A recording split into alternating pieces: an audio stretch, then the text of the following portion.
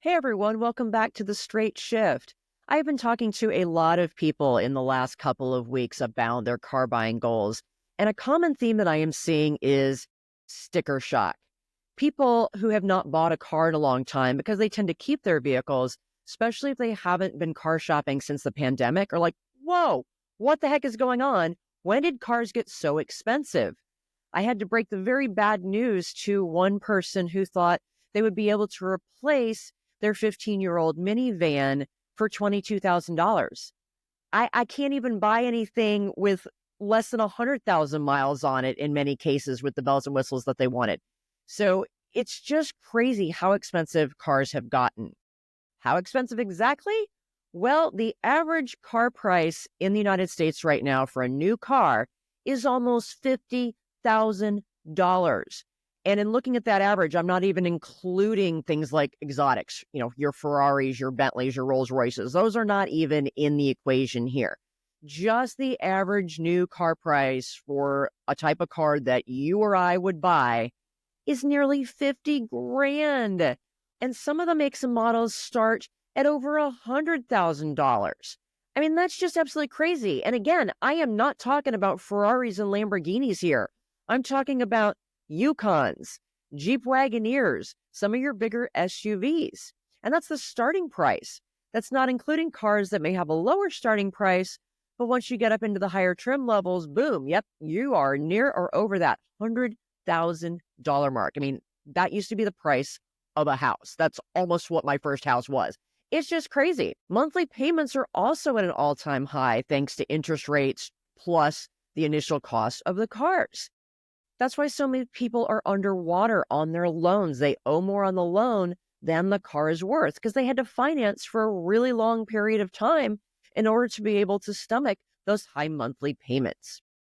So why are there no cheap cars anymore? Why can we not have the US automakers actually make cheap cars like they used to, things that we can afford? China can do it. Why can't we? That's what we're going to talk about today on The Straight Shift. In order to look at why there aren't any cheap cars anymore in the US, we first need to look at how cars got so expensive in the first place. Everyone's first inclination is to blame the COVID-19 pandemic. And believe me, there's a lot of blame to go on there. With the disruptions to the supply chain, everything has gotten more expensive. But car prices have increased more. Regular inflation has been about 23% since 2019, and that's ridiculous. It's so high. But car prices have gone up 30%, so they have outpaced regular inflation. A lot of people are going to say, well, all the rapidly advancing technology, cars are just more expensive to make because of all that tech. That is also true. But there's still some more things going on under the covers. Before we take that deep dive, let's pause a moment to consider, what is an affordable car? How much car can the average person really afford given where interest rates are and where the average salary is? The U.S. Bureau of Labor Statistics says that for 2024, the average U.S. income is $62,000. Americans spend about 15% of that income on their transportation. So that's the cost of the vehicle, the gas, the insurance, maintenance, etc. So if we do some math, there's always math, the average person could afford about a $25,000 car. Prior to 2018, there were lots of new cars that could be had for under $25,000, at least at a starting price. Today, almost none. The cheapest new car that you can buy in the U.S. market today is the Mitsubishi Mirage. And I would argue that that's not actually a car. It's more like a soda can on four wheels. The Nissan Versa is the other one. It's a much better car. Granted, the Mirage does not set the bar very high. But guess what? Those models are both being discontinued after 2025. There will be no sub $20,000 cars after next year. There won't even be many sub $25,000 cars. Realistically, the starting price for an entry-level vehicle in the US is pushing 30 grand. That's insane. Yet, The cars that start at that $65,000 and up price range, those have increased. 5 years ago, there were only about 75 models that started north of 65 grand. Now there's over 110. I mean, $65,000. That is well over $1,000 car payment. It's over a $1,200 car payment at 60 months. I mean, that's getting close to what my mortgage is. It's just insane. So what is going on? Why are we seeing this trend toward more and more expensive cars when we as Americans are looking to cut costs? Where can we save money? We're looking for less expensive things. Well, part of the problem is while we want less expensive things, we want to pay less, we still want our bells and whistles. We want a lot of that new technology in the cars. And we want SUVs. Well, I say we, I do not include myself in that because I am perfectly happy driving my Mini Cooper. Thank you very much. But Americans in general love their big cars. And so SUVs only accounted for about 30% of the vehicle market back in 2009. Jumped 10 years ahead. It was 50% in 2019. Today, it's nearly 60% of all cars sold are SUVs. So the automakers are targeting those customers instead of the people that want something smaller, something more affordable. We have also seen a fundamental shift in the priorities of the automakers themselves in the US. And they've been completely open and honest about it. They're not trying to hide the fact that they are going for profits over volume. They will happily sacrifice market share these days in order to get higher profit margins. As a business owner, I do get that up to a point. We're talking about a product that is a necessity for most Americans. You can't live without a car in the majority of the United States. We have the pandemic to partially thank for that shift in the mentality of the automakers because it's very different from the approach they've taken in the past. They just didn't have the cars to sell, so they had to maximize their profits on the units they did sell in order to stay in business. Same with their dealers. And it worked. Guess what? It totally worked. In 2023, the big three posted the highest profits in over a decade, and their franchise dealers were also making money hand over fist. Even before the pandemic, the automakers were already starting to phase out their less profitable cars, like the small sedans and hatchback, in favor of the SUVs that they can make more money on. Part of that profit over volume pressure also comes from their investors, who have been pushing them to buy back their stocks like crazy. Stock buybacks reduce the number of stocks that are out there in the market, which drives up the value of the remaining stocks. It also increases the dividends that they can pay out to their investors. So the bottom line is their investors want cash now and are pressuring the automakers to make the types of decisions that generate dividends instead of longer-term strategies for investing in their own product. Granted, that focus on profitability also helps their own internal cash flow. They are desperate to offset their higher expenses due to supply chain issues, the very heavy investments they have made in EV and safety and autonomous driving technology, as well as higher labor costs. So they have been choosing not to make affordable cars because they're prioritizing their own profits. And it's us consumers who are purely paying the price.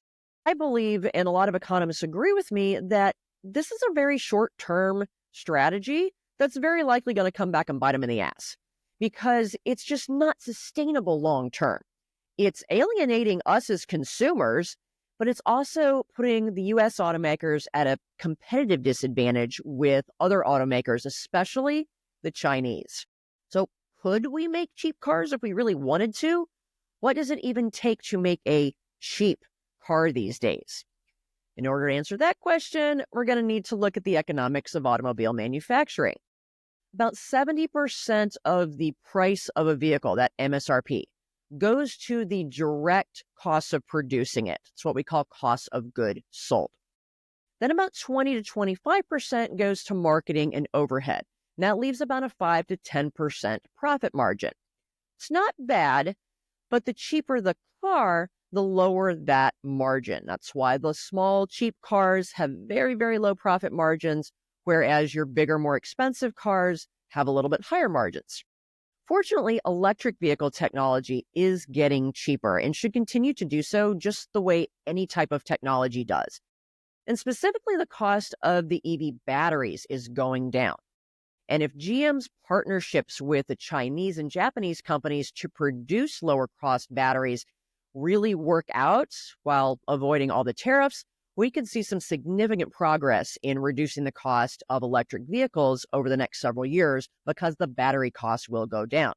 The platforms that electric vehicles are built on are called skateboard platforms, and they're much, much simpler to build than the platforms for internal combustion engine vehicles.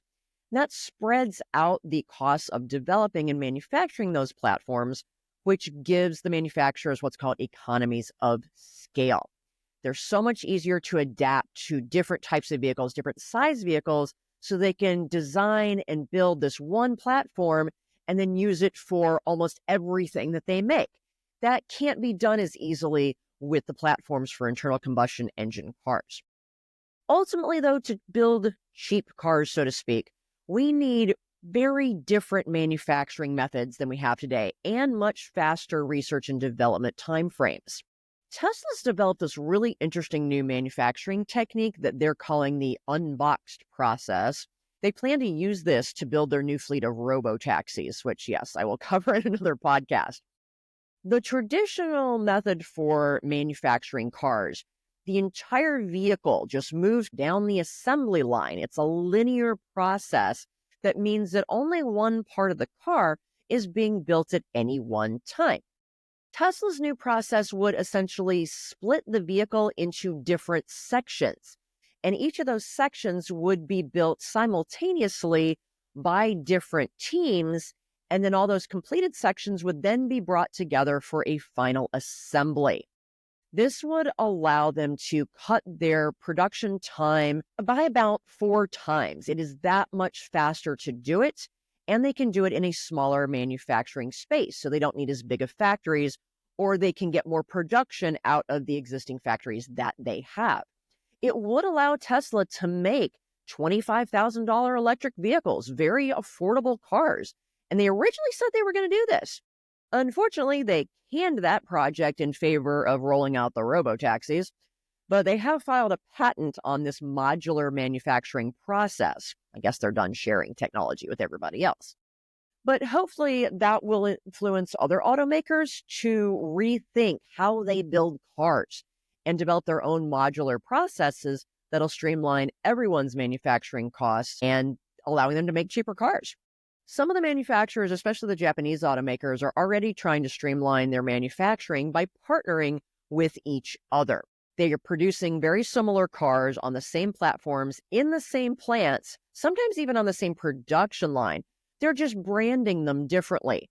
We've seen this with the relationship between Subaru and Mazda and Toyota, where Subaru and Mazda, they're not going to spend the money to develop all their own hybrid and EV technology. They're going to partner with Toyota. Honda's doing it with their partnership with GM on the EV technology. That's just why the Honda Prologue is basically a Chevy Blazer underneath. Our government also has to get its collective shit together, pardon my French, and have some consistency on things like incentives and subsidies and tariffs. The rules change every time a new administration comes in. There's this push and pull and it's yo-yo effect with our priorities and our regulations and our policies. And that makes it really difficult for any company, especially automakers, to do any sort of long-term planning. And it makes it substantially more risky for them to invest in new technologies. This is the big reason why we are having such a hard time keeping up with China and competing with China, especially in the automotive industry. Their government, due to its nature, is just more static. They don't have things like elections and things changing. It just doesn't happen because they're not a true democracy. So when they make a policy decision, it is set in stone. They stick with it.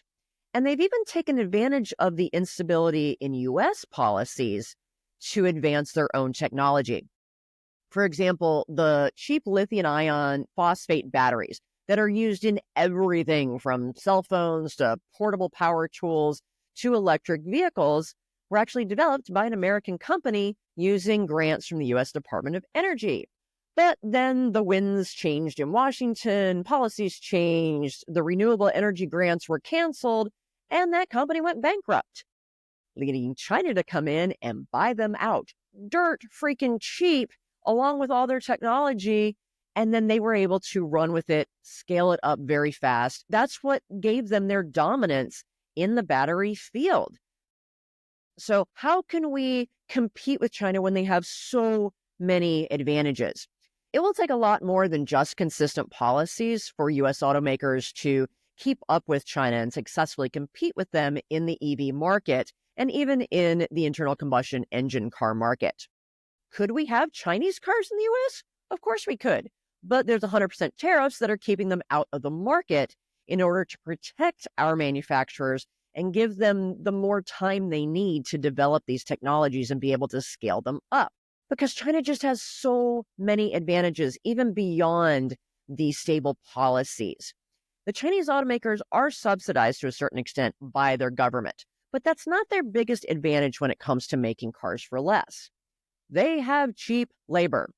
And when I say cheap, I mean cheap. According to Reuters, auto workers in China make around $2 to $4 an hour. Some Chinese companies have even been found to be using forced labor. Yep, that's the fancy word for slavery, folks. Some of the German automakers actually got in trouble because they were found by a U.S. Senate inquiry to be using parts made by some of those Chinese companies. And that's against our sanction laws because we do not sanction slave labor. That's also why the EV tax credits are limited to certain vehicles that do not source parts from places like China where they're using forced labor to produce them. China also doesn't care as much about the environment. They don't have the same protections and regulations that other parts of the world do. And producing the batteries and other components for the automotive industry uses a lot of really nasty chemicals, and they don't worry about it. They don't worry about storing them. They don't necessarily worry about protecting their labor force from using them, and they don't care about how they dispose of them. To give them a little credit, they are working to reduce the hazards in their manufacturing processes. They are implementing more regulations, and manufacturers have been encouraged to manage the hazardous substances throughout their supply chain, but enforcement has not been a high priority. It just gives them a lot more flexibility in reducing their costs than we have. And one of the biggest advantages they have is they have a really short R&D time, which gets them to market and seeing a return on their investment so much faster than the legacy automakers. How did they do that? Chinese automakers are very technology focused. They're really technology companies that happen to make cars, but it's a focus on the technology first. The whole vehicle is looked at as one big piece of software, whereas legacy automakers build cars that happen to contain a lot of software. But it's a fundamentally different way of designing and developing a vehicle. And it's one that allows them to develop and scale much more quickly. Investors love that. Suppliers love that. Heck, everybody makes money so much faster, and that gives them an advantage. The US and European brands take an average of 5.5 years to get a new vehicle from conception to market. And it used to be longer than that, so they're making progress. But the Chinese automakers do it in 3.5 years. And the newer Chinese EV startups like BYD, which is taking the world EV market by storm, they've done it in 19 months. One of the ways they can develop so quickly is that they make decisions faster. There's less debate, there's less discussion about what to do and how to do it, and that is just a cultural difference. The deadlines are also hard. They're non-negotiable, even if it means releasing a product that is very glitchy, has a lot of bugs and defects, just like computer software. They prioritize that speed to market over the initial quality, and they can get away with it. They don't have the strict safety regulations to meet and the tests that we have to pass here in the US. They can rely very heavily on virtual testing. They use computer simulations to test the safety of the vehicles, whereas we actually have to build real cars and do real world tests. Being able to do virtual testing cuts months off their development time and millions out of their budgets. It also means that they release cars that are less safe. But they're not afraid of putting a defective product out there because they don't have to worry about lawsuits. That's just not a thing in China like it is here. And, if a few people get hurt because their product sucks, it's not a big deal. It's just part of the learning curve. There's very little accountability because they have lots of people and it's just not as much of a priority. It's also why Chinese companies have a very intense, what's called an overtime culture. They have way more people than they do jobs. So the companies can get away with not only paying their workers a pittance, but they also can work them to death because the employees won't quit. They need the jobs and they do it very consistently. Chinese automakers are known for having 60, 80, 100-hour work weeks. It just doesn't matter. They can get away with it. The people aren't going to quit because they desperately need the jobs. The Chinese companies are also willing to take heavy losses early on while they work through those glitches to get it right. And then once they do, they can scale up very quickly. It's a long-term profit strategy, and it works because their CEOs don't have to answer to investors every quarter. Why are the profits not higher? Why are the profits not higher? They just don't have that. That also frees them up to think outside the box and challenge the way things have been done in the past, how we always do it this way. That's what Tesla has done in the US and why they have been so successful. They've taken a much more Chinese approach to building cars. Some of those approaches have been amazing. The focus on building a computer with 4 wheels and allowing them to fix the cars and give upgrades and even add features to cars that are already out there on the roads through over-the-air software updates is just truly remarkable. They can even make changes to things like the brakes, the motors, simply through over-the-air software updates. A lot of times, you don't even have to take your car into one of their service centers. They can literally email your car the update. It's crazy. But not all of their approaches have been quite so awesome. Successful, but you kind of have to question the ethics. Tesla is infamous for their toxic and downright dangerous work culture. Between their intense overtime culture, racial harassment, sexual abuse, and on-the-job injuries, Tesla continues to have legal battle after legal battle, which they are losing, and they're paying more fines than they do taxes. Tesla has received more OSHA violations than its top 10 competitors in the automotive industry combined. They average 2 serious on-the-job injuries every single day. And that's just what they report, because they have been busted for failing to report or miscategorizing a lot of serious injuries on their legally mandated reports. This is according to state and federal investigators. So their success has come and is continuing to come at a high human price. Other U.S. automakers hopefully will be able to find some different and more ethical methods of improving efficiency and lowering their costs. And they're going to have to if they're going to make more affordable cars. I know I've focused a lot about the EVs when talking about why we don't have cheap cars and what we need to do in order to produce cheap cars. But that's because that's where the industry is focused. That's where the market is focused. And the automakers have invested so heavily in the EV technology that they're kind of committed to it. They have to in order to get returns on those investments. But ultimately, EVs will theoretically be cheaper to produce and to own. And as much as this girl loves a good internal combustion engine, if we're going to have cheap cars going forward, it's going to be in the electric realm. China's playing the long game and it works for them, and they have a radically different mindset and strategy than we have in the US, along with less constraints. US automakers and the American public, and that includes consumers and our policymakers, are going to have to make fundamental and cultural changes if we're going to keep up. And hopefully we're going to be able to figure out ways to do that without sacrificing quality and the safety and well-being of both their employees and the consumers.